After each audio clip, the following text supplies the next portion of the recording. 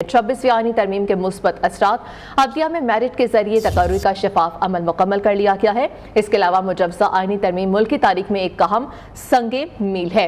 Justice Yahya Afridi की बतौर chief justice नामजदगी मेरिट की बुनियाद पर की गई है। नामजद किए गए तमाम जज साहिबान की प्रोफाइल और रिकॉर्ड का बखूबी जायजा लिया गया। बकिया 2 जज साहिबान अपनी जगह निहायत काबिल एहतराम है। कानूनी माहिरीन ने जस्टिस याहिया अफरीदी की नामजदगी को खुश आइंद करार दे दिया। फैसला पार्लिमानी कमेटी के हतमी फैसले के बाद सामने लाया गया, जिसमें तमाम सियासी जमातों की नुमाइंदगी मौजूद है। जिस तरह फौज पाकिस्तान और दूसरे ममालिक में किसी भी ओहदे के चुनाव के लिए मेरिट को तरजीह दी जाती है, बिल्कुल उसी तरह से जस्टिस याहिया अफरीदी का चुनाव भी मेरिट की बुनियाद पर किया गया है। कानूनी माहिरीन के मुताबिक आईनी तरामीम की मंजूरी के बाद अदालती निज़ाम से उकरबा परवरी का तस्वुर खत्म हो जाएगा। इस हवाले से बात करते हैं, राजा खालिद हमारे साथ मौजूद है, माहिर कानून है, उनसे जान लेते हैं उनकी क्या राय है इस हवाले से। बहुत शुक्रिया राजा खालिद साहब, आपने कीमती वक्त दिया, न्यू के लिए वक्त निकाला। बताइएगा, ये जो नामजदगी की गई है जस्टिस याहिया अफरीदी की खुशाइंद करार दी जा रही कानूनी माहिरीन की जानिब से, आप भी माहिर कानून है, आपकी क्या राय है इस हवाले से?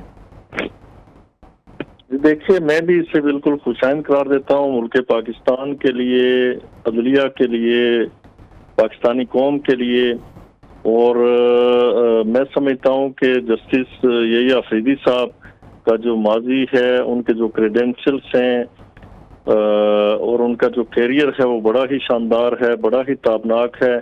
इंतहाई क्रेडिबिलिटी और इंटेग्रिटी वाले जज हैं, इंतहाई कॉम्पिटेंट हैं। फिर उनकी जो खास बात है कि वो हमेशा अपने आप को किसी ग्रोहबंदी, किसी ग्रुप बंदी, किसी पार्टीजन का शिकार किए बगैर या उसमें उलझाए बगैर वो मेरिट पे फैसले करते हैं। बहैसियत जज पेशावर हाई कोर्ट और बाद अज़ां chief justice Peshawar high court, उनके फैसले शानदार रहे।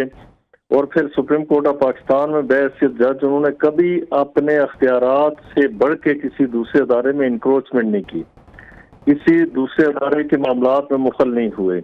जिस तरह के माजी करीब में आपने देखा कि पार्लियामेंट के जो अख्तियारात थे उसमें दखल अंदाजी की गई, और इसी तरह एग्जेक्टिव को, यानी जो तीसरा पिलर है स्टेट का, उसे बिल्कुल गैर मुअस्सर बनाया गया। उसके बाद इक़दामात को और उनके जो पॉलिसीज थी, गवर्नमेंटल पॉलिसीज, तो उसमें इंटरफेयर किया गया। जबकि सुप्रीम कोर्ट बार बार ये कह चुकी है कि गवर्नमेंट की पॉलिसीज में हम मुदाखलत नहीं कर सके।